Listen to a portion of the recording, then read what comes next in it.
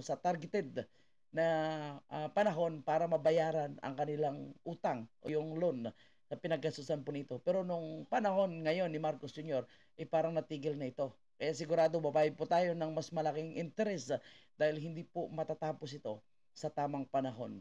Dahil alam niyo na, hindi ko masasabi na it is totoo o hindi, pero mukhang dinidili po nila at ginagamit nila sa ibang paraan ang pera na naka-allocate para sa budget po ng iba't ibang proyekto ng dating administration. Saan ka nakakita nagpapasa ng 6.352 trillion pesos panay blanco ang Bicameral Conference Committee report?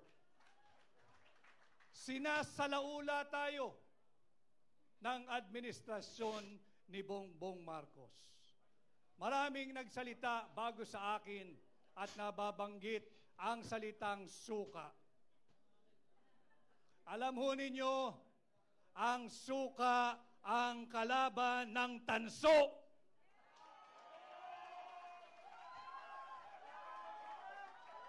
Ang suka ang kalaban ng pekeng ginto.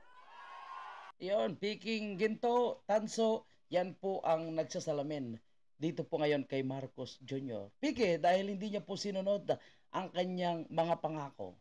Tanso ang kanyang kulay dahil hindi naman talaga siya totoong kulay pula, kundi siya ay yiluwan, pinklawan na pinaghalo-halo na nga po na hindi na maintindihan. 'Di ba? Alam mo, no? Hindi niya na-realize na ang kanyang sinasabi ay babalik sa kanya dahil tingnan mo naman, no? Yung kanilang binabanatan. Napaka-professional, magagaling, matatalino. At kung ito po ay talagang pagbibigyan lang natin mga Pilipino na makaupo sa Senado, malaki po ang maitutulong para sa tunay na pagbabago at mabawasan po ang korupsyon sa ating bansa. Kasi yung korupsyon sa totoo lang, hindi 100% matitigil yan. Pero kapag maganda ang political will, kagaya ng ginawa ni Duterte, kahit pa paano, takot po sila magnakaw. Takot po ang mga korap at kapag malalaman, tanggal agad. At kahit anong inaakusa ni Marcos Sr. sa Duterte na nagnakaw, wala po silang mapapatunayan dahil hindi naman po nila makikita sa itsura, sa pamumuhay ni Duterte na kung may ninakaw talaga. Dahil napaka-ordinaryong Pilipino lang si Duterte na nanirahan. Kumpara naman natin sa Marcos Jr., no? Na halos travel, linggo-linggo mayroon po silang party sa Malacanang. May padisko. So sino anong pera? Kaninong pera ang ginagamit nila diyan? Pera ng taong bayan. Eh lahat na sinabi niya ay bumalik sa kanya, sa totoo lang. Hindi man po ako gumagawa ng suka, subalit nung ako ho ay bata, maraming beses din naman akong nautusang bumili ng suka ng aking ina. At wala pong nakakahiya doon. Sapagkat bagamat ako ho ay nakabili ng suka ng maraming ulit at nautusang bumili ng suka ng maraming ulit, may diploma ho ako at nakapagtapos ako ng kolehiyo. Meron akong diploma at nakapagtapos ako ng abogasya. Yun. At higit sa lahat, meron akong certificate na nagpapatunay na ako ay isang ganap na abogado. Kaya ako ay natutuwa kung ito man ang Team Suka. Isa po akong proud member ng Team Suka. At atin pong lalabanan ang Team Sinusuka. Yun, mga kababayan po natin, no? Ang lupit nun, ha?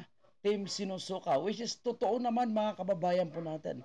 Kasi itong si Marcos Jr. ay sinusuka na ito ng kanyang mga kandidato ngayon. Nandiyan si Soto, si Lacson, no? Cayetano, Villar, Binay, Pacquiao, na ilang beses po sinasabi ni Pacquiao na magnanakaw, sinungaling, diktador itong pamilya Marcos. At kapag mananalo si Marcos Jr. ay magdideklara ito ng martial law. Ngayon, number 1 po sa kanyang pinaka-paboritong kandidato ay si Manny Pacquiao na inutusan lamang ng suka.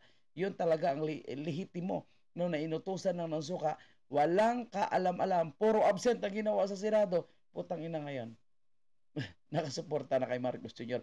At proud si Marcos Jr. na ipinakilala, no, itong si Pacquiao, no, na dating bumabanat sa kanya.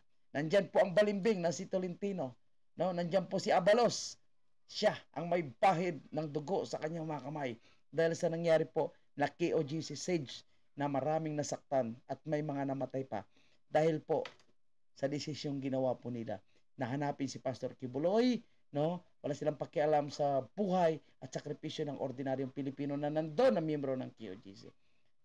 Kaya kung tutuusin, lahat na sinabi ni Marcos Jr., bumalik sa kanya. Kaya marisi mo, Marcos Jr. At naramdaman mo ngayon kung gaano kasakit, no? Na niresbakan ka ng mga taong niyuyurakan mo binabastos. Pero hindi mo alam, sila ang mga Team Suka na lulusaw sa iyo at magbubulgar sa iyo na isang piking ginto, Marcos Jr. Diba? Tama? Saan na kayo? Dito na kayo sa Team Suka. Suportahan po natin ang lahat na Team Duterte na line up po. At pinapangunahan yan ni Atty. Vic Rodriguez, number 56. At lahat po na miyembro ng PDP Laban. Huwag nating kalimutang suportahan ang Team Suka na magpapabagsak sa Team Sinusuka. At sila po ang magpapatuloy sa pagbabago na nangyari na noong nakaraang administrasyon ni PRRD.